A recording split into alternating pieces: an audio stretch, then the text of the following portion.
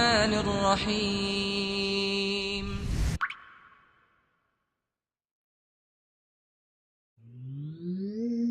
اطلب العلم أخي فهو درب به نور، به ترقى به تحيا عالما حرا فخور. اطلب العلم أخي فهو درب به نور، به ترقى به تحيا عالما حرا فخور. اطلب العلم أخي فهو درب به نور، به ترقى به تحيا عالما حرا فخور. سل إماما عاش في العلم دهورا ودهور، يطلب العلم ببذل حتى ضمته البحور. سل إماما عاش في العلم دهورا ودهور، يطلب العلم ببذل حتى ضمته البحور. صابرا في العلم صبرا حتى سموه الصبور، يخرج العلم بفأل مثل ريحان الزهور. صابرا في العلم صبرا حتى سموه الصبور، يخرج العلم بفأل مثل ريحان الزهور. اطلب العلم أخي فهو درب به نور، به ترقى به تحيا عالما حرا فخور.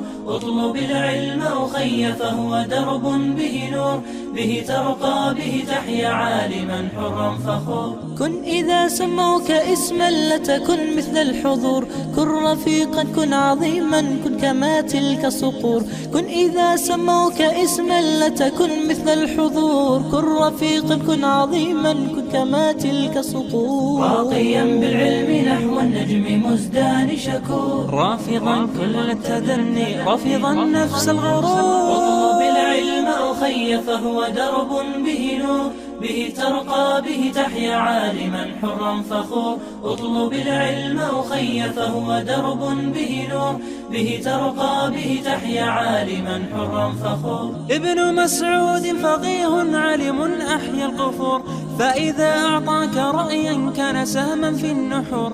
ابن مسعود فقيه علم أحيا القفور، فإذا أعطاك رأيا كان سهما في النحور. وعلي ثم بالدين معاذ لا يبور، اقرأوا التاريخ تروي عنه أفواه سطور. اطلب العلم أخي فهو درب به نور، به ترقى به تحيا عالما حرا فخور. اطلب العلم أخي فهو درب به نور، به ترقى به تحيا عالما حرا فخور. إن سألت عن إمام أو فقيه في الأمور، ابن عباس ترنم وسيبقى في الصدور. إن سألت عن إمام أو فقيه في الأمور، ابن عباس ترنم وسيبقى في الصدور. فهو كالشمعة تذهب حتى تأتينا بنور، ساهر بالليل علم وبأوقات سحور. اطلب العلم أخي فهو درب به نور، به ترقى به تحيا عالما حرا فخور.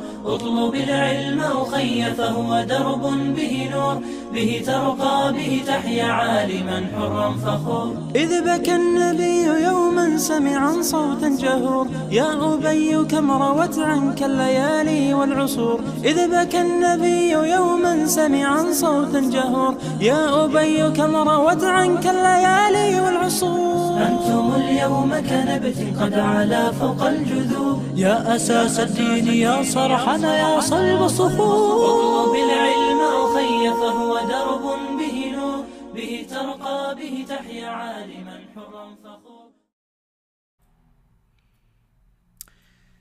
الحمد لله رب العالمين، الصلاة والسلام على سيدنا محمد وعلى آله وصحبه أجمعين. Dear brothers and sisters, Assalamu alaikum wa rahmatullahi ta'ala wa barakatuh, and welcome to Islamic Oasis Live. As always, brothers and sisters, we are trying our best to bring to you debates, arguments, discussions that are vital to the Muslim community, both here and abroad. The kind of discussions that take place here are also taking place in many parts of the world. Because the institutions that dominate us today, the institutions that in many ways control our minds and our hearts, whether we like them or not, are the same institutions that are dominating the Muslim world. Although today the discussion will focus more on the effects of repression that is taking place with us here in the US, this could be applied to any community and it does apply to almost any community that we're talking about, inshallah. So again, to discuss this, we have Imam Tariq, someone who we've had on this show before, who has worked with many institutions, who has written books or articles discussing all of these matters in detail.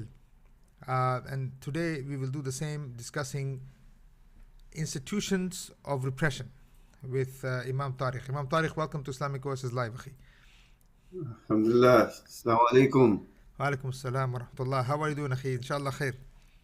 I'm great, brother. May Allah. I'm always grateful to Allah for allowing me this opportunity and to be here once again for you guys to invite me. Wallah barakallah feek, Sheikh, and we will continue to invite, inshallah, as long as there is khair, and we are used for this khair, inshallah. Sheikh, to go right to the discussion, you have worked with many institutions in the U.S. You know, and you've worked with youth, you've worked with, and I'm sure you understand the effects of institutions on communities or on society in general. When you say institutions, can you define institutions? Yes, first, Bismillah ar-Rahman ar-Rahim. إن الحمد لله نحمده ونستعينه ونستغفره ونعوذ بالله من شرور أنفسنا ومن سيئات أعمالنا من يهده الله فلا مضل له ومن يضلل فلا هادي له أشهد أن لا إله إلا الله وحده لا شريك له وأشهد أن محمدا عبده ورسوله صلى الله عليه وسلم. So alhamdulillah, brother, this is a very important topic. The way we can understand institutions, well, today is the modern term, institutions. But Allah mentions in the Quran, وَكَذَلِكَ جَعَلْنَا فِي كُلِّ قَرْيَةٍ أَكَبِّرَ مُجْرِمِيهَا يَمْكُرُهُ فِيهَا. Allah says He has set up in every town criminals, a criminal element, institutions, and we can always use Fir'aun as one of the major institutions that was repressive over his kingdom and over the Bani Israel. These institutions today, like correctional facilities, which really don't correct anything, they use these titles as, you know, hospitals, which I work in now. Institutions defined by them, it seems to be that they're there to help individuals with their mental or education and things of that nature, that it appears on the surface that it's helping individuals get well. But basically, they changed the word institutions for the oppressive regime, or, you know, slavery. So the criminal enterprise, which is the prisons, right, that they call correctional facility or institutions on that level, are actually plantations. So they use institutions instead of plantations, right? So basically, institutions are set up to design to repress, oppress, and control, as you said, Sheikh, the minds of people by different methods. There's a book called The Rape of the Mind, Menticide, right? And this book talks about how the facilities, the hospitals, medication, even the education system, the institutions of television, and all of these multi-complex systems are actually slave plantations, right? That actually help to repress people's thinking, their behavior, to modify it, and to also control them, what we call hypnotic state. But let me ask you something, Sheikh. I mean, how much do you think the terminology matters? When, you know, I mean, look, you called the prison system plantation. That's a whole different way of looking at things versus correctional centers. Yeah, this is huge. This is an article, or if not a book by itself, right? This is analysis of a whole institution in one term, plantation. Absolutely. And plantation has connotations of slavery, cheap labor, oppression, يعني any term, and it has it has nothing good. So I mean, so let me, Sheikh, so when we say institutions of repression, is this also because human mind is so gullible and is so easily tainable? Absolutely. Changing words, like the society does. They use words like the criminal justice system when the criminal justice system is actually the plantation, right? It is to make people believe that it's for justice, right, and things of that nature. But this institution of repression is hidden by professional terminologies. They call them, PhD doctors. They call them therapists, which is basically the rapist, right? Meaning the one who rapes your mind, thinking that he's giving you some kind of cure. So the repression of these institutions, they hide behind the labels, the titles, right? But they all designed for the same purpose.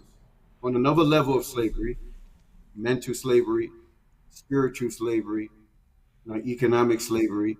It's the same archetype that Fir'aun was doing.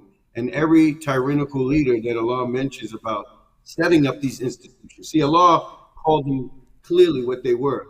Mujrimin, they were criminals, right? Institutions are nothing but criminal elements in disguise of helpful institutions that seem to think that people are getting help. So, Sheikh, but behind these institutions there are elite.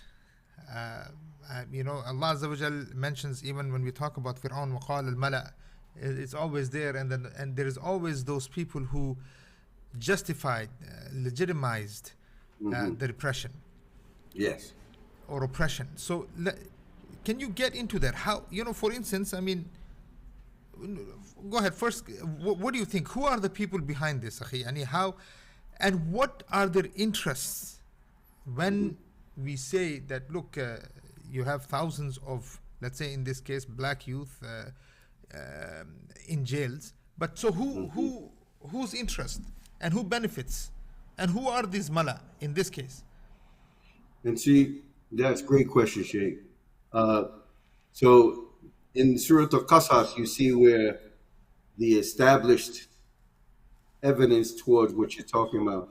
Inna fir'auna ala fil ardi wa ja'ala ahlaha shi'ayan yastad'ifu ta'ifatu minhum, right? Wa yudhabbihu abna'ahum. Look, the criminal element always establish themselves. They always make themselves dominant in the land. They claim authority first. They set themselves up as the leading authorities. These individuals that you're talking about today are corporations. They have all kinds of names. People call the Illuminati, secret societies, the Masons and things of that nature. They got different names for it, but the Prophet ﷺ said, Kufata milla wahida. It's just one. But they all manifest their evil and transgressions with different titles. They have the Rothschild families, the Bilderbergers, the Gettys, the Bush, and many other family names that they hide behind foundations. The Ford Foundation, Getty, Texaco, all of these individuals, Owen, Raytheon, all of these are the entities that have the interest. The beneficiaries are always the individuals who set themselves up as the major authority, right? And so that's how they get the grip over the people. They start controlling the institution by placing people in position, right? And so these are the new Fir'aun, and you can see them, and they call themselves presidents, popes, religious leaders, priests, and all these names that they hide behind. In Rome, you can see that the John Pope, these are the guys that basically are the ones who have great interest in controlling the world. Guys like Zbigniew Brzezinski back then, Carl Rogers, and all these other guys who basically have been working behind the scenes, you know. So they work just like a pyramid, family, corporations. They operate on this level, and again, they set themselves up as the malal, as you mentioned, and they use these institutions and hide behind these institutions in a way of mental slavery, psychological slavery, right? It's not so clear, right? It's in disguise of basically, again, those terminologies they use for hospitals, you know, Look, colleges and universities. let me from what you're saying, let me look. There is a scenario that's going on. There was a discussion that's been going on in different groups here, especially with, I don't know if you know what's happening in India. So India is supposed to be a democracy, right? So obviously all the institutions are all democratic institutions. Now India is obviously doing everything it can to oppress and suppress its Muslim community, right? The minority that lives there.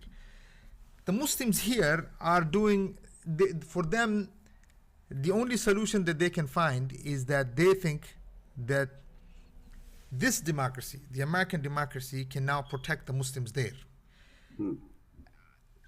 If a country that has not been able to protect its own minorities in this country, whether they're blacks or others, what do you think it is, Akhi, that the Muslims can here think that for some reason they are going to be able to protect the minorities of India if the Muslims here themselves, the minorities here themselves are not safe? This is the problem with the Muslims. They're part of the hypnosis state. The hypnotic state, the Muslims are deeply the biggest hypnotic group in the world. Yeah, they're the biggest one. I believe that the same country and their forefathers who colonialized their countries will be the ones to come in and free you. That's not what their intentions and objective was from the beginning. And so they choose this democracy, which is really hypocrisy because it's really an oligarchy. It's a few people who actually at the top controls and operates all things. It's just ludicrous for people to believe that the American democracy, as you said, they don't even get freedom and justice in their own country of America. I mean, look at all the injustice has been done, especially the black community. They are so taken for a ride so much. Every 4 years or so, they're always running to the ballot, believing the same criminals who oppress the Muslim countries, who send bombs, economic sanctions, arms embargoes, destroyed Iraq, Afghanistan. Well, they didn't destroy Afghanistan, but they tried, is the same individuals who you can't even get decent jobs, Medicare, you live in the country, and they treat you like second-class citizens, right? You can't even get jobs here. It is really a foolish belief. Again, it's delusional to believe. Sheikh, is it the elite? For instance, even in this country, even those Muslims who are pushing for these kind of things are mostly elite who have benefited from the system. Right, the system benefited them. They benefited. They are the receivers, the beneficiaries of the system, and so they don't want to rock the boat. They don't want to. So, is it? What is it, Sheikh? That it's because they think,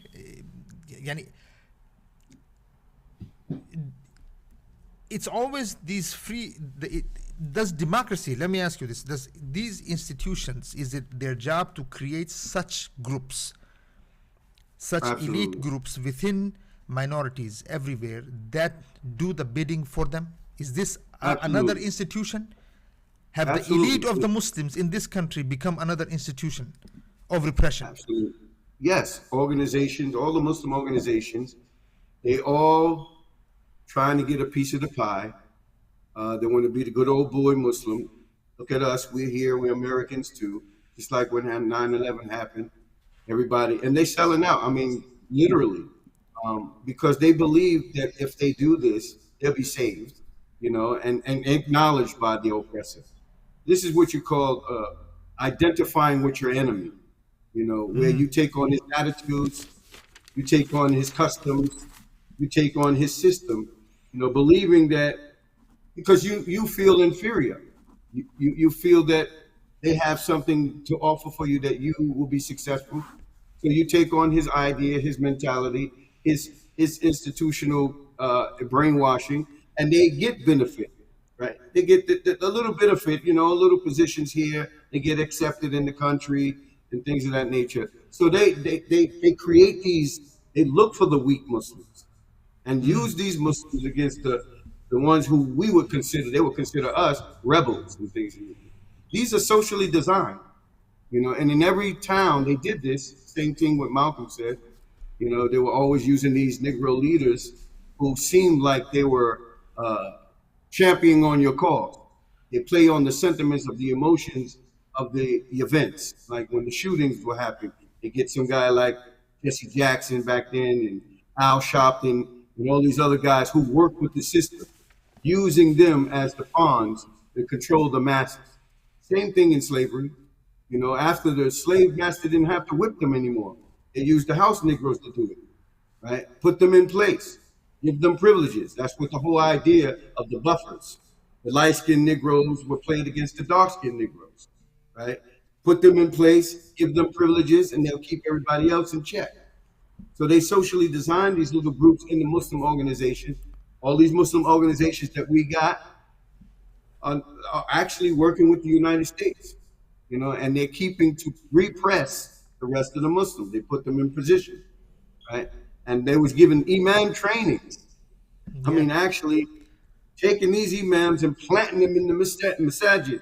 All those billion-dollar masjids, million-dollar masjids are funded by the elites, and so they use this to control the Muslim population. So so you do think there is this elite Muslim, the elites amongst the Muslims here are being made into an institution itself that will then be used to get what those at the top want done in Absolutely. the name of democracy, freedom. In the name of the Again, terminology is used terms used to fool the people, fool the masses. Absolutely. Sheikh, let me ask you, what is democracy for you? I mean, when people say, oh, like for instance, this discussion that we are having, some people might say, well, look, you're able to have this discussion, and then you're mocking it, saying these are institutions of repression. So, what do you have to say to that?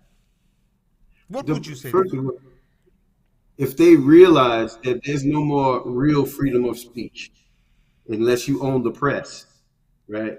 Today, people are getting locked up for speaking out and protesting. Democracy is another magic word to perform in the eyes of the blind, to make them believe they have a choice in the matter. It's almost like this game back in the day we played Chuckle Up. Which card you find under the dice, and you got to roll the dice, and it just goes on it, and you got to pick which one. So they make you think you have a choice in the matter. Democracy and Republican, they all work for the same system, though, right? The White House is the White House, and whoever comes in there is elected by a selected few families that they bring in office. Democracy is nothing but hypocrisy. Why? Because if you notice the State of a Union address, where the president, Nancy Pelosi, the House Speaker, they sit, Vice President sit back. If you look on the walls, and I want everybody to take a look at them, of the State of a Union address, you see two fasci symbols, branches with a hatchet. These are symbols of a fascist system. Now you tell me, what are fascist symbols doing in a country called democracy? And these fascist symbols are the same ones that Benito Mussolini and Hitler used as a symbol for fascism. And they have these symbols right at the State of a Union address. They're right on the side with the eagle and the mace, just like the Roman Empire used in their time. So they're talking about democracy, but yet you got symbols that represent fascism. And you can see now, there's no democracy. You see people's rights are being taken Fourth Amendment rights, or they can bust in your apartment, illegal search your car, illegal search your home with no warrant. None of all of that is being diminished. You know, so if they believe that this is democracy, they got to wake up because they're seeing their property being taken away. All things are being taken away and repressed. You know, and you can see it. Sheikh, I mean, why is it that they're not seeing this? I mean, I guess this is the thing, right? They are not seeing it. No matter which way they say, they're buying into the system, even though the system, at least the Indo-Pak, for instance, where they've come from, they've come from a democracy, right? India claims to be the largest democracy in the world, and all of this, but they for some reason, why is it that they can't learn from their experience? What is the mental block here that we, for some reason, seeing what another democracy is doing, but we don't learn? Where is the mental block, Sheikh? See, it's really a matter of iman. Their faith their light has been diminished. You know, when Allah opens your heart and He brings you from darkness into light, you truly will never be a victim of darkness ever. That means that the Muslims who are, is because their hearts are still dark, right? Because if you read Quran, right, the Muslims, right, they fast in the month of Ramadan, they do all so-called the things that the Muslims will do, but still get tricked, as you said, Sheikh. That means something's wrong with the faith. Faith allows us to see beyond the surface. They call it firasa, right? Being able to see beyond the surface of things, intuitive information. So there are Muslims who are on certain levels that they're still victims of the system. And that has something to do with iman. There's no doubt about that. Because iman is what lets you see things. Sheikh, let me connect this to something else. You're talking about iman. How much do you think the institutions, for instance, madaris, the imams, the institutions of the imams, or let's say masajid, madaris, schools where, Islamic institutions, things like this, how much are they being used to bid for the same systems that are used to oppress them? They're the pawns. They're being used to a high level because they're promoting the agenda. They're not promoting Islam. Even with the name Islamic this of North America, Islamic that of this and that, and they don't even represent not one iota of what the Prophet ﷺ came to bring to the world, right? So they use these things just to make us believe that they're working towards Islam. They get these awards and ceremonies, and they get these speakers, and in fact, the speakers are watered down now. Anyone can sit up on the panel now. Even John Walsh, some kind of guy, he gets to sit on the seat and talk about Islam, right? A non-Muslim, right? So they are definitely being used to a high level. And a lot of times they sell out the sign. Allah says, and they sell out the signs of Allah for a miserable price. That's what they do. They betray the trust of Allah. It's clear. We need to call MashaAllah. Yeah, absolutely. We need to call a spade a spade. There's only truth and then there's falsehood. But right? Sheikh, do you not blame the average Muslim too that we have become so easily fooled? I mean, why is it that we don't learn the deen, Sheikh? We don't learn so why are we fooled so fast? Because they are using the imams. We see the imams pushing the same agendas. We are seeing, the so-called scholars, whatever, ulama, pushing the same agenda. But why don't you see the Muslims stand up and say, I mean, where are you getting these things from? Why is this not different in Islam? I mean, why shouldn't just they become kuffar then if everything is about kufr? And why, if everything is about just adopting kufr ideas, adopting kufr way of life, going to kuffar for help and support, going to kuffar for guidance, then why don't they just, why isn't, I mean, it seems, are we going to that direction where people will just stand up on mimbars and say, just become munafiqeen? What is going on, man? And the Prophet ﷺ said that we'll be living in the age of deception, where the liars will be believed, the trustworthy will be untrusted, and the ones who are actually the snakes and the deceivers will be believed. And you're seeing the signs that the Prophet ﷺ talked about amongst the Muslim Ummah, that there will be people who will sell out the deen for this miserable price and position, right? And the reason why they're fooled, because again, you got to always relate it back to faith, man, because if we truly believed in Allah and His Messenger, we'll die for that.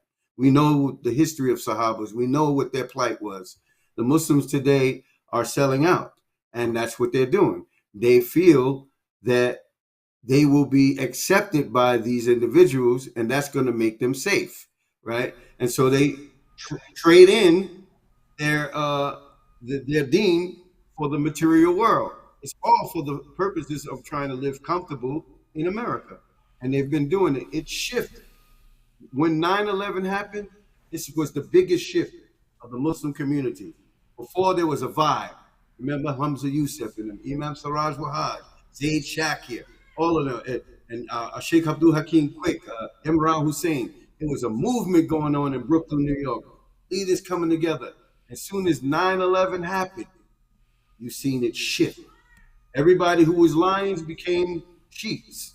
They shift the Muslims real quick because they didn't want to be called terrorists or put on the list, right? So they downplayed their speeches, right? They claimed that they were using wisdom now, in the time of oppression, and they started giving all this kind of rationalization, right, and philosophy since 9/11, right? And you've seen the whole Muslim community from those leaders, many of them scattered, right? And today it's quiet, Sheikh. You don't hear nothing, right? So They see, the thing, Sheikh, is that this is one thing I was even, we were thinking, we were talking about with some other scholars that since 9/11, the kind of the bombardment that took place, let's say, against the Muslims for the last 10 years, and all of a sudden now it's quiet. Is it also that, okay, America, you wanted to use us for its own interest across the world. It got what it needed to get. And then now, because the threats are now China and Russia, so now we no longer matter, so let's put these people aside. We got what we needed. We bled them to death in Iraq. We bled them to death in Afghanistan. We bled them to death. We are bleeding them in Palestine and bleeding them now in India. But or Kashmir or whatever it is. So now is it khalas that we were used as pawns and we got played into the game? And now what, Sheikh? Now we will be used for what? Well, even though it's silent right now, there's a strategic movement happening now in Afghanistan, in Chechnya, and even in Iraq, and all around the Muslim world, in Syria. It's just that strategy is always when you see that your opposition is bigger than what you are trying to establish, you go back into the places to regroup, and it's always going to happen.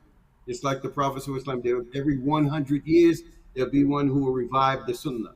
So it may be quiet now, and it happens like that. There will always be this evil after the good, and then the good after the evil. And you'll keep this flow until, of course, the Mahdi comes. So you're going to always have this silent thing until that time comes. Those strategies come. You'll see it rise to the surface again. So it's just at this moment, a lot of leaders today are just quiet, and they feel that they're safe, and they feel that they're still moving with Islam and having these lectures and all these conferences, and no one's going anywhere. It's just lectures and lectures and lectures, but we're not seeing anything in terms of community development, having our land and establishing Islam, making our Sheikh, no one talks issue about the Islamic State anymore. I talk about Islamic State daily, bro. Every day. Every day of my life. It's like breathing in and out, because no Muslim can live without it, and subhanAllah, anybody who thinks they can live without the Islamic State is kidding themselves. It's like Absolutely. blinding themselves. But we ask Allah Subhanahu wa Taala to bring this about. But let me ask you again, Sheikh. Okay, because I want to shift the discussion a little bit more. But before that, that discussion of the Masajid boards. I was asking some of the brothers to send in questions. Yes. They asked me. So this was a very common question amongst everybody, whether from New York, New Jersey, here. Board of the Masajid, Sheikh. This is a new thing, right? I mean, where speech is being controlled. Absolutely. And 20 years ago when we had Masajid, but they were small Masajid, but they produced very highly quality people. And now you have mega Masajid. I call them mega Masajid, right? And they have become, in many ways, entertainment centers. Absolutely. Right? People come in the way they want. I saw a masjid the other day. They were doing supposedly for they were all happy that they're opening up this masjid, or they're doing the first digging, things like this. And there were women there wearing skirts, and masajid boards were with them and shaking their hands with them and hands in hand with. And this is supposed to be inauguration for a new masjid. Yes. So what in reality, what is the reality of the masajid today, Sheikh? And especially the mega masajid, the $12 million ones, the $20 million ones. So remember, the Prophet said, he said that there'll be a time where Islam will be known in name, and the Quran will be read as a script, and the masajid will be decorated with nice trimming and things and $10,000 chandeliers, but ignorant leaders will come rise, as you see. Part of these masajid, they're part of the scheme too. They practice democracy better than the Americans, the board of directors. They got the board of directors, they got the people in there voting 6-1, unqualified individuals, right? Subhanallah. They're part of it. They're part of that whole setup. Masajid, I don't even know if we can call it that, because they say it's in the name of Allah, but the board members, they're unqualified and they work with the government. No, it's in the name of freedom and democracy. Yeah, right. Listen, they will call the police on you too, Sheikh. I mean, you see it, Akhi. You see it the other day. I was there in the masjid somewhere, and there was woman literally in a skirt standing outside in a hall in the masjid asking for votes. And I was thinking, yani, then why in the world are we asking our daughters to wear hijab and wear niqab and wear jilbab, and you have this woman out there asking for votes, and the boards are telling us, look at these people as leaders. These are the people who are supposed to lead us. And are we teaching our children hypocrisy through these institutions? Absolutely. They are teaching, they call it the secularist Muslim, the modern Muslim, where that interfaith thing really destroyed these Muslims. Even when I was in Manhattan, they had the homosexual masjid, subhanAllah. Right? I need to get to that, but this is the next part of this. Yeah. So here it is. These women, everybody's free. You can dress as you want at interfaith. Hold hands on the same ranks. Muslim women are praying on the same line as the men. Having iftars with them. Having iftar, everything. It's called the new. So there is no enjoying the good and forbidding the evil anymore. Nah, it's been watered down. And they bring these, you see the ones who's talking on TV, no hijab, no khimar, no jilbab. They're the ones that they call on, right, to speak about Islam, right? They put the real leaders in the back. They don't want to interview you. They won't have you up there. They'll never have me out there. Thank God they're allowing this, bro. They have these other guys, Cracker Jacks. They take them out the Cracker Jacks box, put them on TV, and they speaking about Islam. You have nothing covering. This guy, he's in front talking about Islam, no beard, nothing, right? And he's talking about holding hands. We should modernize Islam. We're too strict. There's a Muslim speaking like this. And they put these people in place and fund them. Just like they funded them to promote COVID vaccines in the Masajid. Masajid. So, look, yes, I don't know if you saw the lecture that just came out by Yasir Qadi on regarding Salahuddin Ayyubi. Have you heard it? I heard it, but I didn't get to see it. No, there's nothing to it. You heard the lecture. I didn't hear it. I didn't. Okay. If you I can heard hear about that lecture, doing that we should actually break that down. Next time, I want you to hear that lecture. The guy basically made Salahuddin look like the most secular Wow. person there would be out there, a secular politician working for his own interests for anything, whatever he can gain. I mean, literally what he was saying, that look, there is a difference between scholars, and when the scholars are talking, they're talking theory, and they don't understand the practicality of things, they don't understand the realities on the ground. So, but the politicians supposedly do. And so what so Sheikh Ani, when you talk like this, that if I am giving you Islam, it's theory, and when a politician is giving me his talk, he's giving me practicality, and and if I'm rational according to this, then I should be following the practicality rather than theory. Right. What happened? Did the FBI go to Sheikh Qadi's house or something? I don't know. I don't think. No, but he and then he went on to say that everything literally. So he talks about, he said he goes back to somehow the life of Salahuddin Ayyubi, that what he was doing when he was in 20s, supposedly same thing that all the 20-year-olds do, and of course later on he just made a istighfar, and he didn't tell us what he actually did. So I don't understand, he's talking about Salahuddin like this, and then he goes on to say, which really what I wanted to ask you is that he went on to say that, look, Salahuddin Ayyubi, he was a politician, and he was being practical, and supposedly every action that he did it fit his interest basically, and that today's ulama would actually look at what he was doing and they would say, this is not allowed, this is not allowed, this is not allowed. But Salahuddin kept on doing what today's ulama would say, this is not allowed. And if you actually look at the points that he made, were all completely irrelevant to what Salahuddin was doing. So absolutely, are we talking about, are these guys like him, are they going to go now and attack even our leaders of the past and show them as secular people who had nothing to do with Islam, and they were just interested in victories and gaining land? I'm telling you, Sheikh, the ulama that he's talking about is the scholars for dollars, okay? Because no true scholar will ever criticize Salahuddin Ayyubi. He was a mujahid. He revised Islam. He took back the masjid. He was a hero for Islam, a reviser of Islam.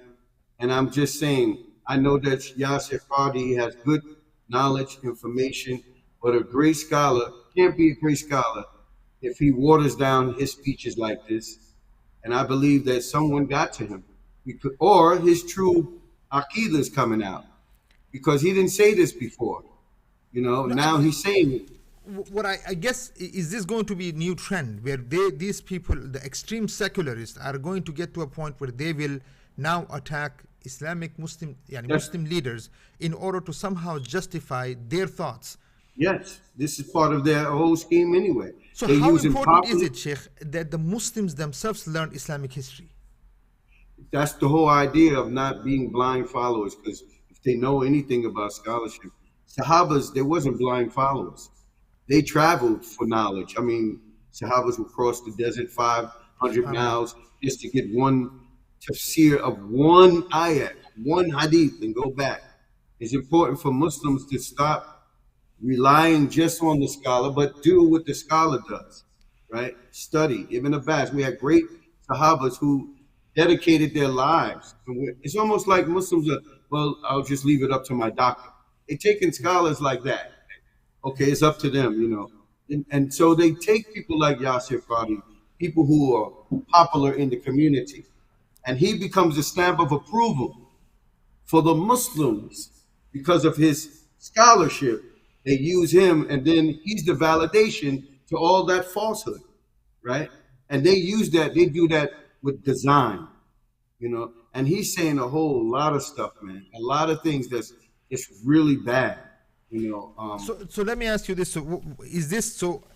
Are we looking at probably it's already happening? So a class of clergy, like what happened with Christianity, which I don't know where we got this concept of clergy anyway. So now we're going to have a class of clergy who are going to now make haram halal and halal haram.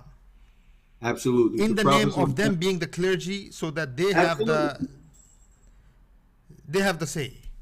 Yeah, the Prophet of Islam talked about the lessons we haven't learned is from Bani Israel, how they did with their scholars and the Christians and their monks. They made them the lords and derogations, and they became the Sharia instead of the Sharia itself. They're using, this is all part of what the Prophet of Islam said. They're using all these so-called scholars of modern time as the basis of what halal and haram is. They don't go to the Quran and Sunnah no more. It's what the Sheikh said, right? This is a trend that is happening deeply, right? And they're using these individuals for that purpose, right? And you're right, there's no clergy in Islam, you know. But again, we will follow the Christians and Jews, just like a lizard falls into the hole, the same thing. Sheikh, you were talking about Masajid, for instance, you know, the issue of 501(c)s, right? You know, there was a discussion going on in one of the Masajid talking about what if two men come to a masjid and they say that we want to get married, right? Muslim men, they come to the masjid and they want to get married. Now the masjid, being a masjid and being a religious organization, can say, well, look, we don't do this because, you know, they are a religious organization, at least for now. Those, you know, if you have that kind of designation, you can still say no. But can you see where a masjid worried about its 501(c) being taken, especially, let's say, a huge institution that has spent millions of dollars on itself, and then this thing comes up and it worries that if they don't do this, there may be protests outside the masjid, there may be all kinds of situations starting outside the masjid, or even their 501(c) be taken. I understand this may be still I'm talking in the air, but do you see this happening where the Masajid saying that, okay, we may have to accept this? Nah, those are sellouts. The Muslims are sellouts.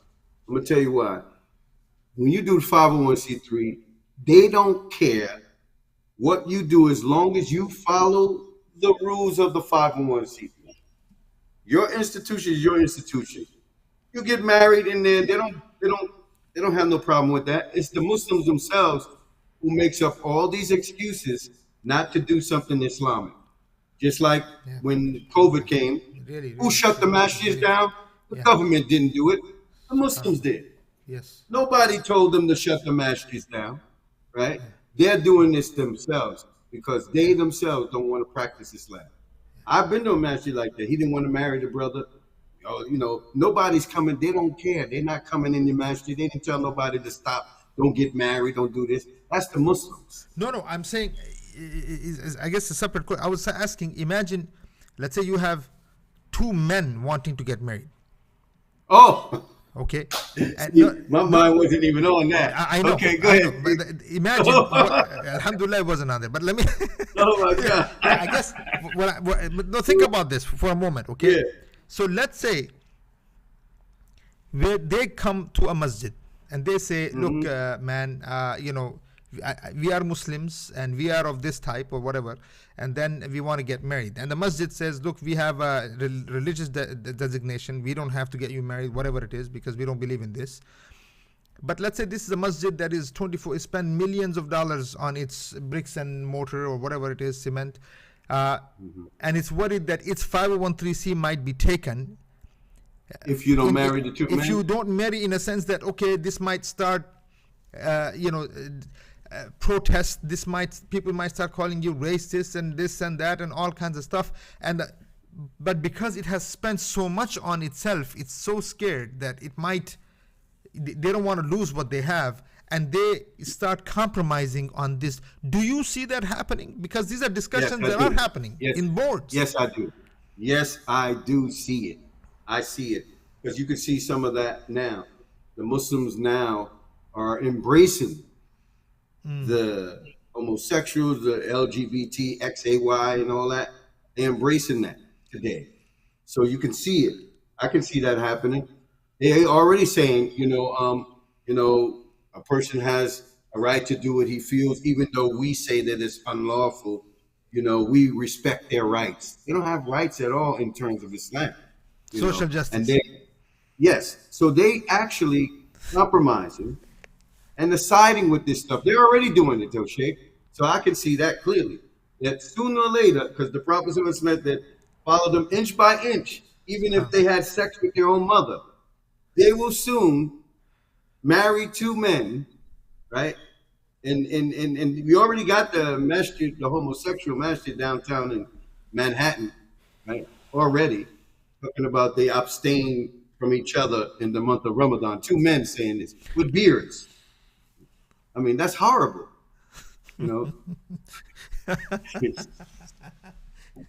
This is going to be interesting times, akhi. Astaghfirullah al-azim. Interesting I'm telling times. you, I see it. I see it. Wow. So So what do we do, akhi? This is a whole new grounds. I'm And telling you. what do we do with our kids? What do we do with our community? Where do we begin to make sure that we are not victims of this? Because at the end of the day, we are here. Yes, that's why it's important for the minds alike. And it don't have to be a whole group of people, but the minds alike, we have to educate our children and establish real fortified masjids, real imams that are not hired by a W-2 firm, real Muslim leaders in our community, and teach our children against these things, And we have to believe that, because Allah will suffice us regardless of what they're doing today. We have to continue to establish Quran and Sunnah. And the Sahabas, the way they've done it, that is the way out, Sheikh, on the issue of LGBT again, the identity crisis. Okay, let me ask you this. The institutions that are pushing this, for instance, we were talking about this just before this discussion started, that if institutions are pushing this, right, there are institutions behind this concept and they're pushing it. Is it that they want the destruction of the youth in general, or are they after a very specific group of people?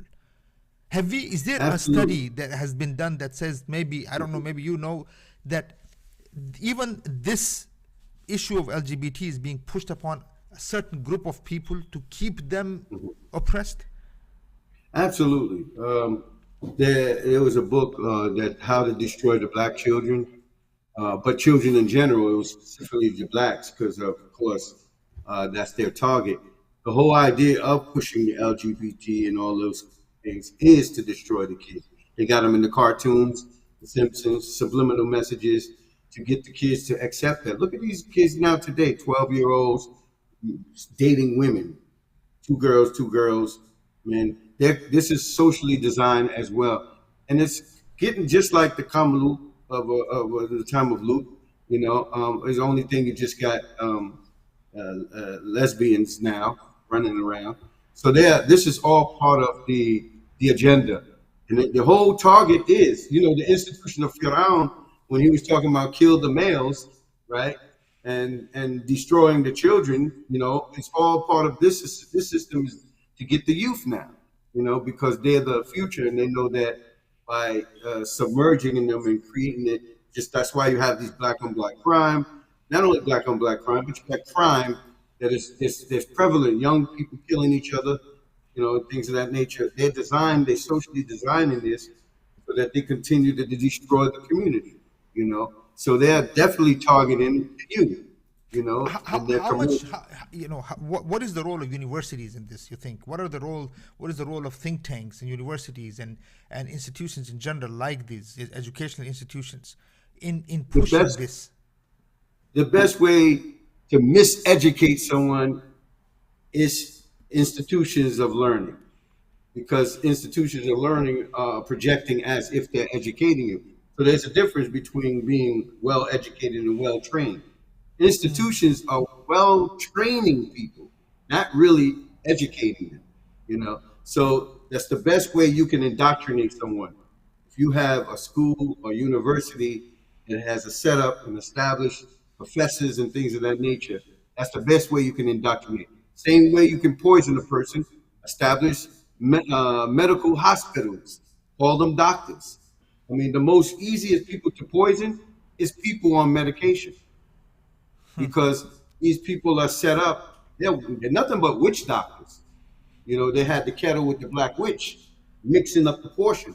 Now they got doctors with white suits using in the laboratories, mixing up the portion, right? And so again, all the medication is used in the institution to manipulate people, mind control. That's what it's for. So these educational systems are institutions of universities are they're targeting to be well trained. They're training these But people. Sheikh, look, it's affecting their own children, right? I mean, you're talking about youth who don't know if they are men or women, male, female. They don't know their genders. They're now, imagine youth growing up in their 20s, whatever, from 12 years old, 13, 14, 15, all the way. They don't know who they are. They don't know their identity. They don't know their gender. How do you expect a nation like that, or a youth, a young person like that, to have anything to do that is of benefit in life?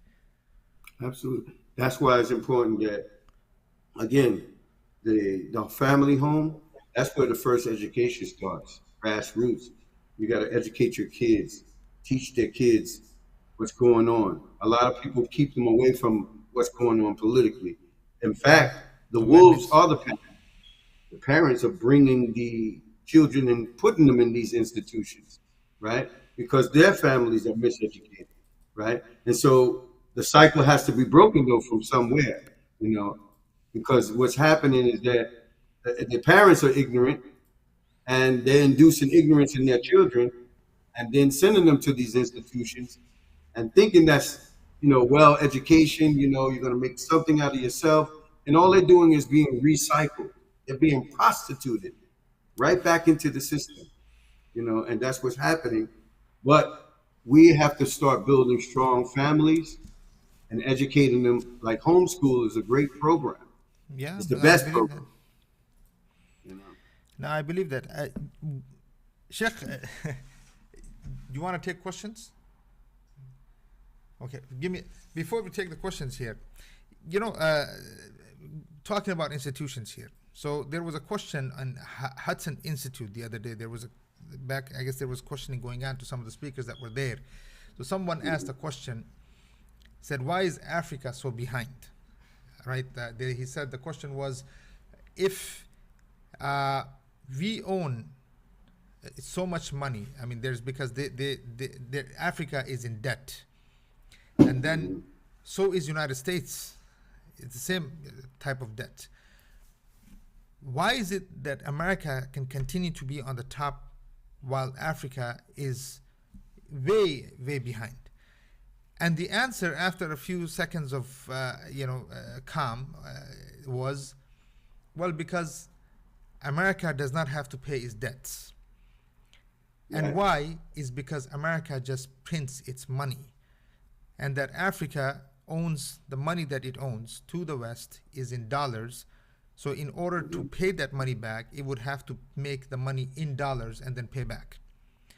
So these, for instance, Africa knows it well.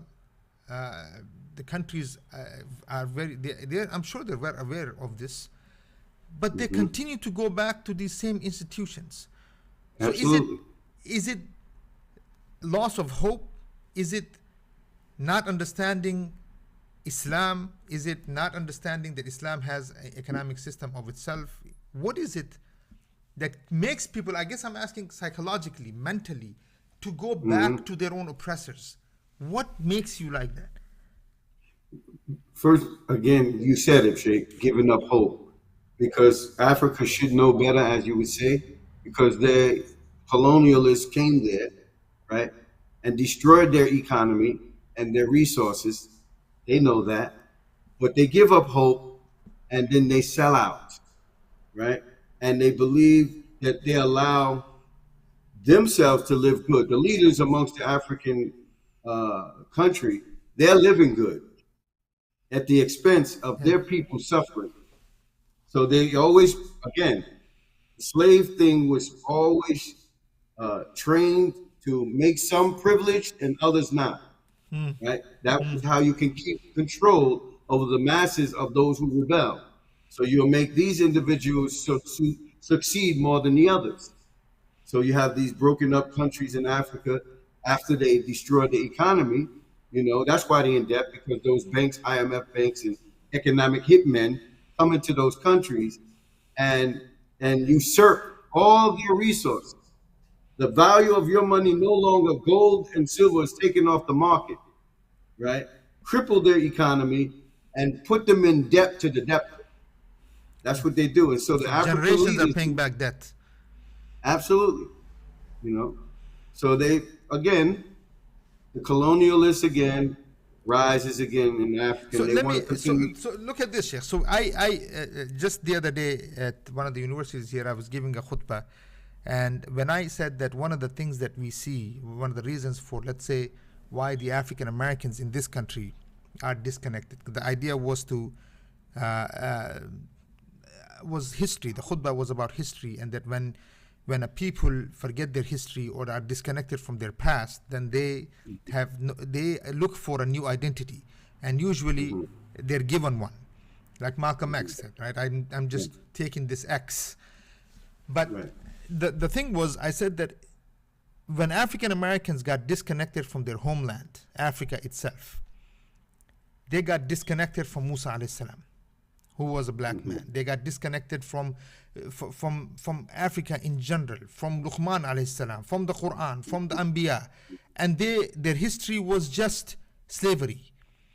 Mm-hmm. How important is it, Sheikh, that in order to understand these institutions and to fight back, not only you know your history, but you are connected to where you're from? Absolutely. Absolutely. History, if you do forget your history, you forget yourself. It's very important. Islamic history, if anybody would talk about black history, it's Islamic history. And going back to Islamic history gives the status of what Muslims were really based on, not the identity of where they came from, like Africa, but basically their identity was based on their faith. Many of the great African leaders, Mansa Musa and Umar Suleiman, and who are basically slaves who came from Africa to the West, and they were very great scholars and things of that nature. You know, the problem is that the people, the colonials, attacked the youth again. The African Americans have been disconnected because they found, just like they find in every other countries, they made into buffers. Other countries, Arab countries, and Indian countries, and Pakistani countries, they use the same tools and methods to conquer and divide, right? And so again, they created that wedge where that they had the black community again, you know, like the Black Panthers who were at the rise, you know, fighting for justice, you know, Malcolm X back in those days. Even Martin Luther King to a little degree, you know, he came around somewhere. So They Sheikh, found ways what is the to difference? Go ahead, continue. they found ways to divide again, like J. Edgar Hoover mentioned it in COINTELPRO. He said there will never Yeah. be a black Messiah unless we make one. And so they found ways to minimize the leaderships, assassinate, put in prison, and flood the neighborhoods with drugs. That's what they did with the CIA, you know, and things of that nature. So they use all these tools after seeing the power of the Black Panther, the power of Malcolm and Martin Luther King and many other James Baldwin and all those individuals back in those days. So they found ways to know how to separate. They use the same method, conquer and divide. We give some people privileges and others we submerge. You know, that's the tool that they've been using for centuries. Sheikh, so what do you think makes change, institutions, or there's need for movements? You know, you mentioned groups like Black Panthers, and you mentioned groups like, I mean, let's say Nation of Islam, although they are not Muslim. I'm just mentioning as Right. Movements that were moving at one point. Right. So, and change comes from where? Institutions or No. movements? Basically, change comes from first people changing the way they think, changing their hearts, right? The black movements that we used to know will never come back again, ever. The only thing that's standing is Islam. Oh, That's of course. called No, the no. black. I'm talking from the sense Yeah. of movements in general. So Yeah, there's well, need for the move- Islamic movements in this country. What is Right. it that's needed now? Because all we see is mega masajid, Mhm. right? We see mega masajid. We see big institutions, million dollar institutions,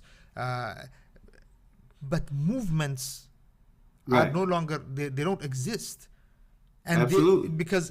and institutions obviously are there to protect the status quo. Absolutely. So then, is there need for movements? Absolutely. Institutions didn't start with institutions. Institutions is what submerges movements, right? That's why they establish institutions, because these are the institutions that are the barriers to those movements that we used to know that existed, right? And the movements are grassroots.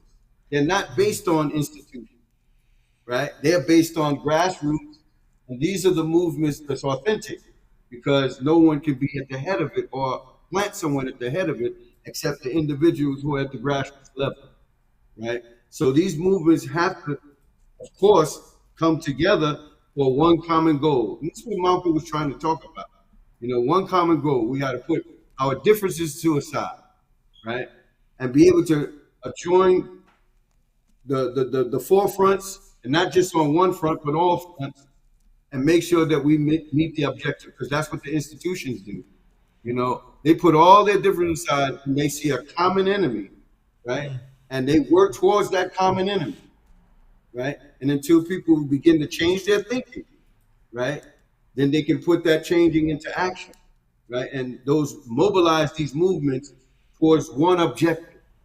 And do not allow any nationalism to be at the forefront, anybody's status to be at the forefront, but to know the objective is to come together to make sure that they fight against these repressive institutions, right? If they have that in common, that idea as a people, then they can accomplish what we once knew in the past, you know. But these institutions is what putting out the fight, you know. People are joining them. Subhanallah. Let me go to some of the questions also. He says here, Assalamu alaikum, Jazakallah khair, brother, for your efforts. I remember commonly seeing critiques of the world order from pre-9/11 Dawah. Although it had some conspiracy theories which were baseless, can you describe how the Dawah scene has changed since then for a youth growing up in the 21st century? The Dawah movement definitely have changed, like we were just talking about. And we look at our leaders who basically were championing on the cause, right? The Dawah is no longer what it used to be because, again, social engineered, and not conspiracy theories. A lot of people think that when we talk about secret societies, that is a conspiracy theory. There's a difference between a conspiracy and theories. When you have some evidence, right, that there is a conspiracy to usurp something, is no longer a theory, it's a fact, right? So the people, the elites that we were talking about, that's in place. They are the ones that creates the wedge, right? To put out the fire, the light, as the law says, and every time they kindle the drums of fire, Allah puts the light, they put the fire out. So the Dawah is no longer the same. Since 9/11, as we've seen, it was movement. right? So they put a stop to that, right? By deeming you terrorists or putting you on a list, right? Stopping your income some kind of way, right? And so leaders began to fold, right? So now the Dawah is not the same anymore because the fear from the Muslims. Allah took the fear out of your enemy's heart, and now you have the fear in your heart because of the wahan they was talking about, loving the material world, loving the dunya, and afraid to die. They don't have the same determination to die for Islam, right? They want to live here. They want to live good, right? So the enemies again knew how to water down movements with money, right? With using flunky leaders to infiltrate the ranks. They used the same methods. SubhanAllah. Another question. Why are the people of knowledge, I think we've talked about this, but why are the people of knowledge, imams, do not talk about Islam as a solution for mankind? Well, they don't believe in the solution anymore themselves. They gave up hope, right? That's why, and if there were people of knowledge. They are celebrities. They're celebrities. It's entertainment now. There you go. They are entertaining. Yes, look, they are entertaining.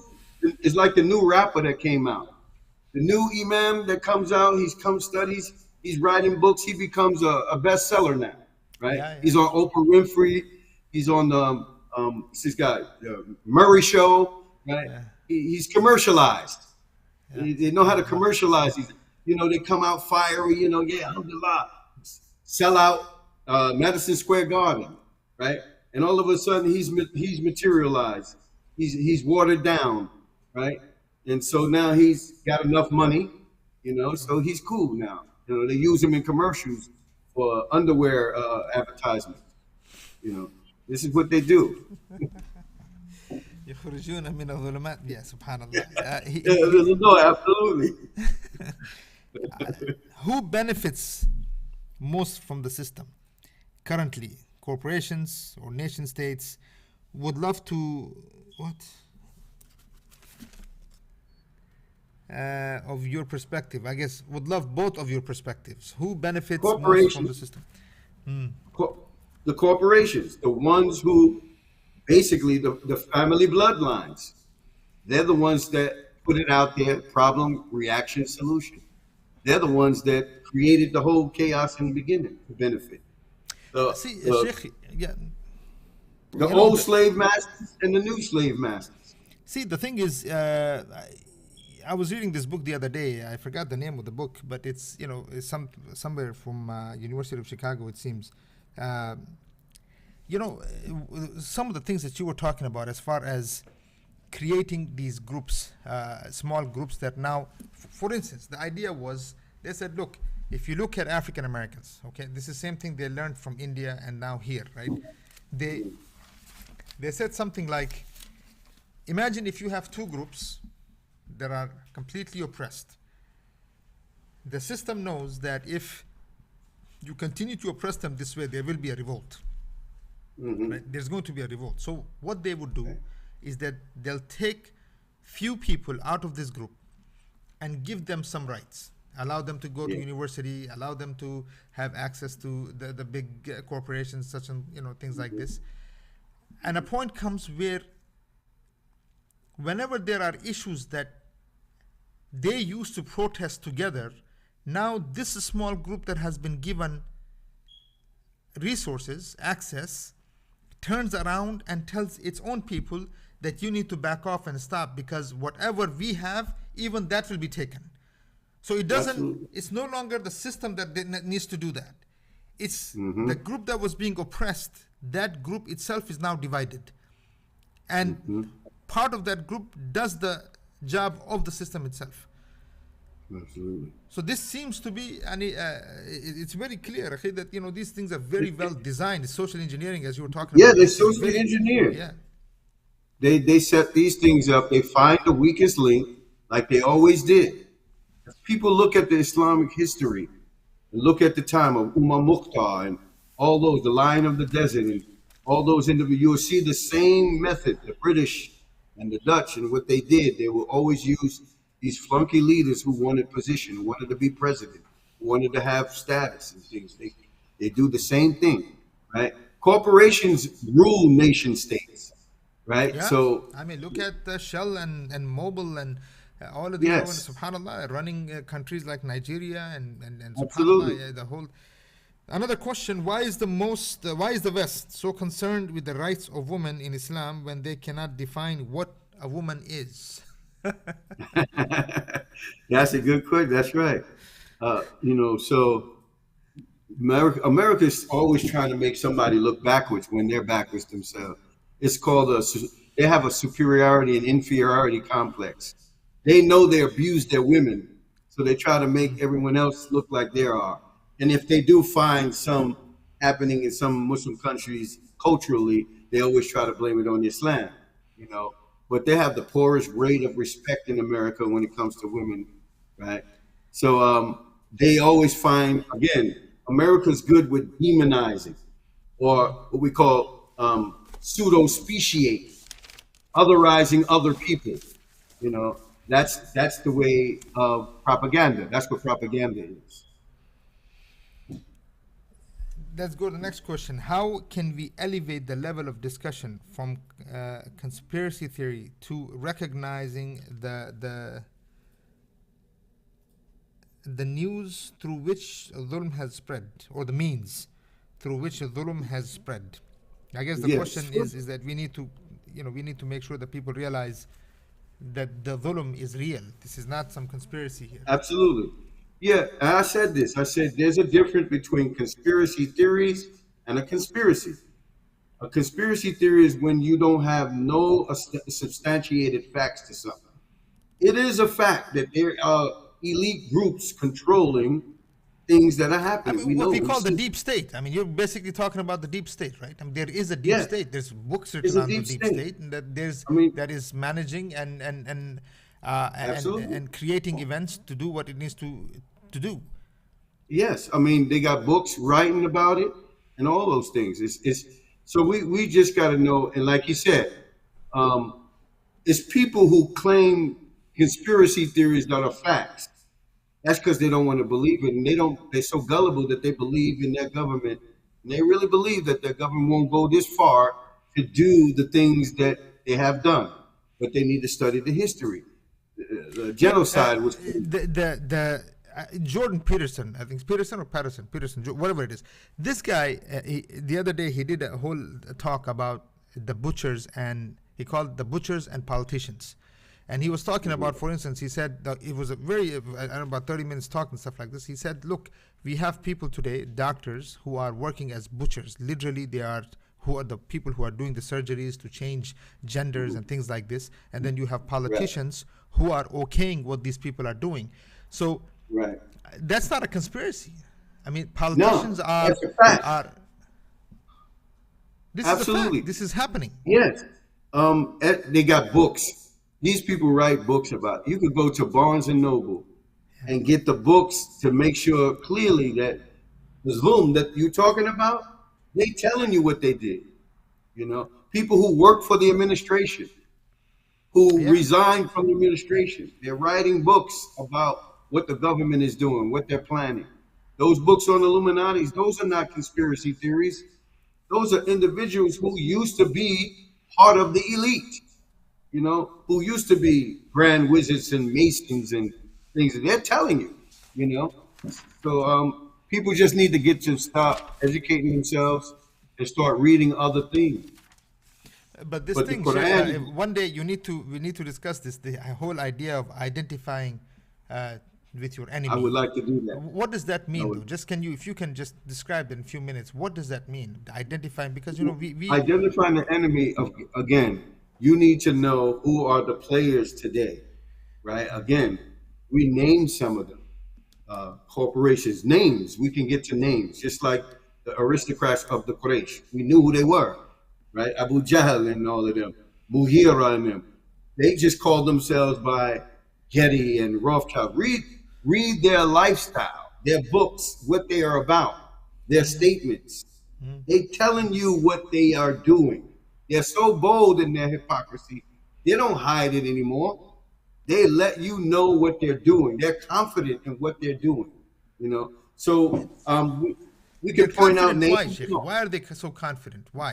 Is it Because that they they see the have dumbed us weakness down of the enough? Muslims. They dumb the Muslims down so much I'm that talking they just even are the masses. the masses. Yes, I mean, they look, they as far as dumb the the Muslims people are down. concerned, look, here's the thing, Sheikh, and I want to ask you this very honestly. As far as the Muslim community is concerned, Muslim community here is trying to survive. They will do whatever it takes, whatever comes to them. Every bone that will be thrown to them, they will take in order to just survive and live in that $500,000 house. They are not Yes, going to sacrifice. They're not going to be the nah, ones who are going to come out there. They're not going to be the ones. Believe me, that's nah, for now. That's a guarantee I can give you. That don't absolutely, expect anything like this from the Muslim community itself. nah, Is the absolutely, first ones to be even in the hands of the oppressors will be them, because we're seeing it absolutely, over and over. We see them to be the ones who are legitimizing, justifying, right? right. But let me, as masses, other than the Muslims, as masses, why such dumbing down of the masses? Just like You would want your country to be strong. You would want your youth to be strong. You would want your the masses to to so that you can continue to lead the country. they watered down the masses. They worked on them again the same way they do every other masses of the people. They give them the privileges. They give them education. They give them the benefits. Right? They water people down with material gain. You know, this is the way they do it. It's easy because everybody does want to live good. Nobody wants to sacrifice. You know, they don't want to give up that house, that nice car, those nice surfboards on the ocean, and enjoying themselves. The enemies knew what to use to be able to dumb them down. You know, and it's all clear that the masses of the people, they gave up the struggle years ago. They don't want to fight for anything anymore. So, Right? what is the future of Islam in this country, Sheikh? Where do you see happening? What is your advice? What It's needs to going to be get done? worse before it gets better. What needs to be done, the Muslims have to turn Hold back. on. Before that, it's going to be worse before it gets better. Yes, it's going to get worse before it gets better. That's our prophecy. You can't go wrong with that. The Prophet ﷺ talked about the events that will take place up until when the Dajjal comes on Isa alayhi salam. That haven't happened yet, so it's going to get worse first, right? You'll always find the speck of the good individual Muslims who will always be reviving the Sunnah to the end of time, no matter who goes astray.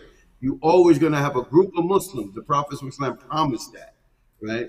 But overall, it's going to get worse to get better, right? And it's all about us now in the present state. Who's going to be on that bandwagon? This is the question, you know. And us as people with minds alike have to work towards that goal, right? And that's the way we got to stick to the rope of Allah, like Allah says, and not to give up hope. You know, Allah reassures us that the believers, قَدْ أَفْلَحَ مُؤْمِنُونَ. You got to believe that. There's one more question, Sheikh. I'm sorry, I'm trying to take questions here too while you're talking. قَدْ Inshallah. أَفْلَحَ الْمُؤْمِنُونَ. Yes, we're talking about, yani, these are the signs and characteristics of the mu'minun. But Sheikh, it's true, subhanallah, to hear at least that, look, there's always, this is the hope. And there's always Yes. hope. There's no question about it. But Right. from what we are seeing, it's just the kind of discussions that are happening in the masajid. Sometimes it's beyond sickening, akhi. No. Right? When someone goes to hear the khutbah, and when what you are hearing in the khutbah, what kind of people, so but I agree with you that Alhamdulillah Rabbil Alameen, from the Sunnah of the Prophet Sallallahu Sunnatullah, from the Sunnah of Allah Azza wa Jal, there will always be people who will be constantly working for this deen, who will be making sure that the Sunnah of Rasul Sallallahu is revived. Akhi, before I take the next question, if you can just address what kind of characteristics those people should have, those who are First, working to revive the Sunnah. yeah, the character, first they got to, of course, we know that the Quran is the model and the Prophet Muhammad Sallallahu Alaihi Wasallam. The characteristics that they have is the Iman and the Taqwa, right? And that means that they don't sell out. They don't compromise the deen for Allah, for no one. They're willing to give their lives. Those are all the characteristics, right? and they don't fear the criticism of the criticizers. No matter what, Blame of the where blame. they at, they don't allow people to validate them based on or put them in this box or put them here as some kind of a rebel. They continue to have these characteristics. Allah gives those characteristics. Those who have taqwa, those who have faith, and those who are willing to die. الذين آمنوا يقاتلون في سبيل الله والذين كفروا يقاتلون في سبيل الطاغوت. Right? Those who believe they fight in the cause of Allah. And that means on every level, though. Every level. Those who disbelieve, they fight in the way of the disbelievers. Right? So the characteristics is that taqwa, iman, tawakkul. Right? All of these are the characters he has to have. You know. And he can't fear no one except Allah. Inshallah, ya Rabbi. Here's the other question. How should we interact with Muslims who have oxymoron labels such as niqabi feminist or trans rights hijabi? What is up? What's going on here, man? We just can't get Trans rights hijabi. involved.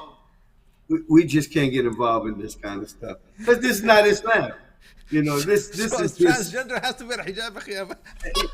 there's no such, we don't want none of the what do you call it, the Orientalists to start naming and labeling us using Islamic terminologies, Subhanallah. dialectics. Yeah. We Subhanallah. There's That's a no very good such point. thing as any of this. Yeah, it's like saying Niqabi democratic and- Islam and socialist Islam. Yeah. And, Subhanallah. Don't akhi, entertain it. Yeah. That's how you stay away from it. Don't even entertain it. That ain't Islam. There ain't Ain't no Islam. such thing as trans right, hijabi, and you know, Arabic language is very important because Hey, people wallah. use the grammar. If they knew grammar, they wouldn't use these terminologies. You know, Subhanallah. No, that is a great point. Sheikh, also, I guess, is this, yani, Subhanallah, one of the reasons of decline in this ummah, is it that we have gotten so far away also from the Arabic language itself? Is this... language is the worldview of communication. The enemies knew this. They knew how to dilute language, right? This is why Muslims got away from the Quran. The language of the Quran is the language of the world, the worldview. So therefore, once the language, they don't even use the Arabic Fusha in the Arabic countries anymore.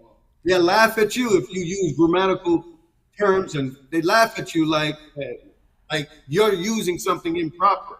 Yeah, You know, subhanallah. they're talking Ibanic Arabic, Yeah. right? Yeah. And so that then That's you very, take very, away the Sheikh, language that's of the- very interesting. I mean, I guess, are they what? They're yani, I guess, subhanallah, you know, so the language itself is becoming the tool to westernize Islam. Absolutely. Removing The enemies, the they Arabic state this. language We get- or distancing Muslims from the Arabic language itself is Absolutely. becoming the reasons for why all of these weird terminology can even be used. Absolutely. The grammatical, Very interesting just point. like they dumb down English, people talking Ebonics and talking ignorant talk. Yeah. The Muslims are doing the same thing. They lost the language of the Quran. You know, Subhanallah. all these interpretations you hearing, misinterpretations, allegorical meanings, and all that stuff. Yeah. Putting in brackets, and that's not what Allah is saying. And then people are taking terminologies, using words that they have no clue of what it is. You know, they're just saying it. It's just become a fad.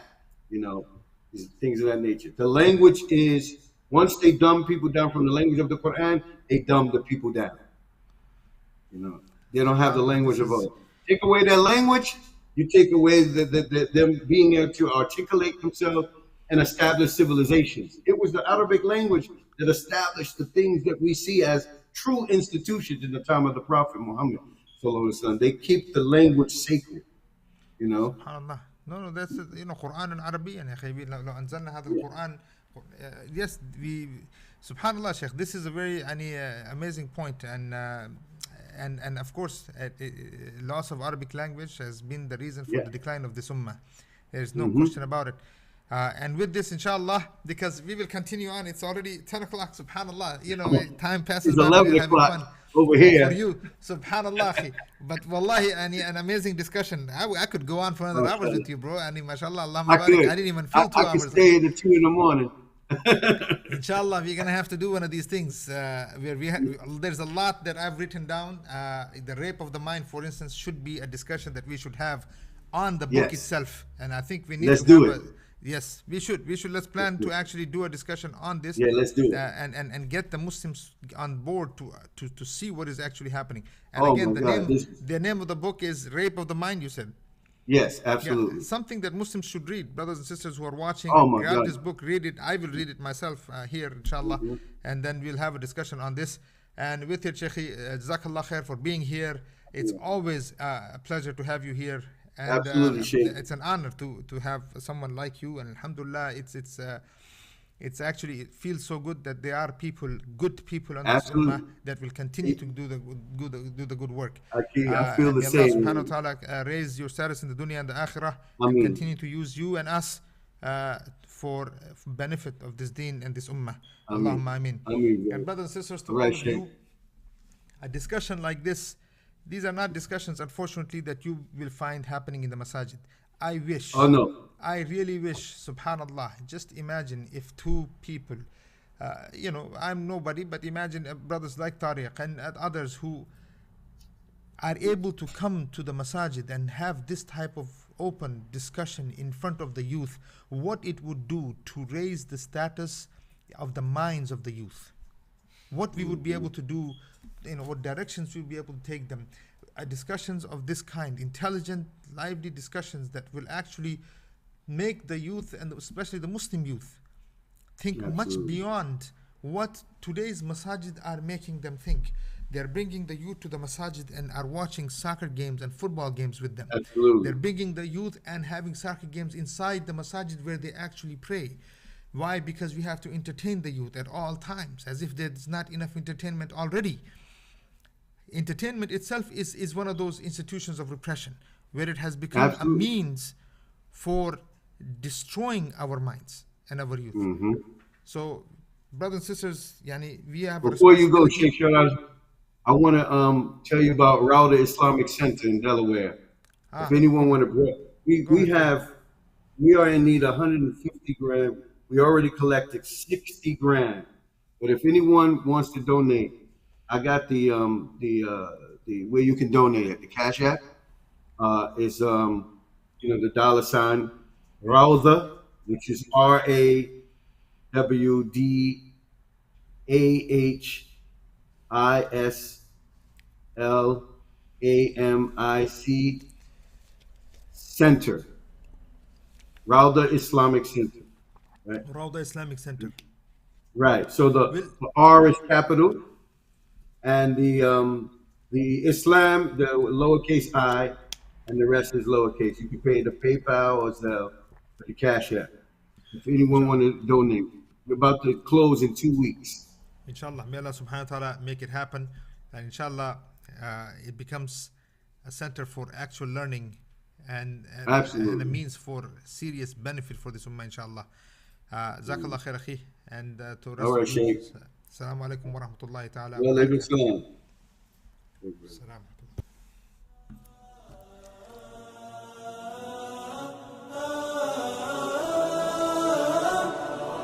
لا لن يطول الظلام ديننا لن يضام نحن جيل الهمام نحن فينا عمر لا لا لا لن يطول الظلام ديننا لن يضام نحن جيل الهمام نحن فينا عمر صبح بدا نور ظهر نجم وشمس وقمر ألقى على الدنيا الدرر هذا عمر هذا عمر كل البرايا تنتظر أيامه البيض الغرر كي تستفيد من العبر هذا عمر هذا عمر لا لن تدوم الجراح بل سيأتي الصباح نحن أهل الكفاح نحن فينا عمر لا لا لن تدوم الجراح بل سيأتي الصباح،